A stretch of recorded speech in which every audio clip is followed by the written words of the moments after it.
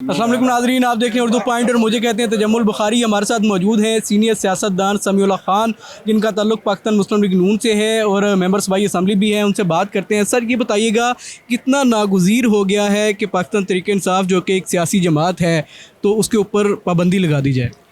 देखें जी, तहरीक इंसाफ नीम सियासी जमात है। इस हाउस में भी आपने देखा वो चंद अरकान इस हाउस को यरगमाल बनाने की कोशिश करते हैं। इस हाउस की जो अच्छी खूबसूरत जमहूरी रवायात हैं उनको अपने पाँव तले रोंदते हैं। अच्छा, आप नहीं समझते बतौर एक पॉलिटिकल वर्कर कि एक सियासी जमात को या एक ऐसी जमात को कि जो पाकिस्तान की एक बड़ी सियासी जमात है, उन्हें एक मौका दे देना चाहिए। घर में भी कोई गलती करता है तो एक मौका तो उन्हें मिल जाता है, तो आगे बढ़ना चाहिए एक मौका दे। नहीं, उनको मौका मिलना चाहिए और उनको ख़ुद भी इसका एहसास होना चाहिए कि उन्होंने एक मौका लेना है।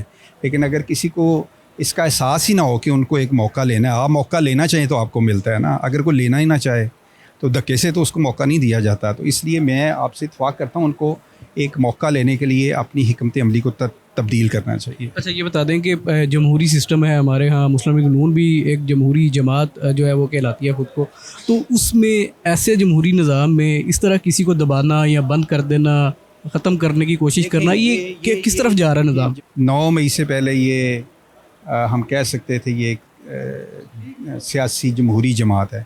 जब तक कब 9 मई का फ़ैसला नहीं होता, ये कहना बहुत मुश्किल है कि ये एक सियासी जमहूरी जमात है।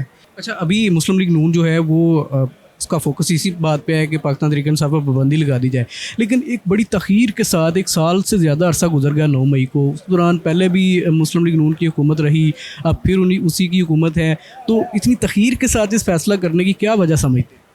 मेरा ख्याल उनको, जो आपने पहले सवाल किया कि क्या उनको एक मौका मिलना चाहिए, ताख़ीर की वजह ये है कि पाकिस्तान के बहुत सारे लोग जो हैं वो समझते थे कि इनको एक और मौका मिलना चाहिए।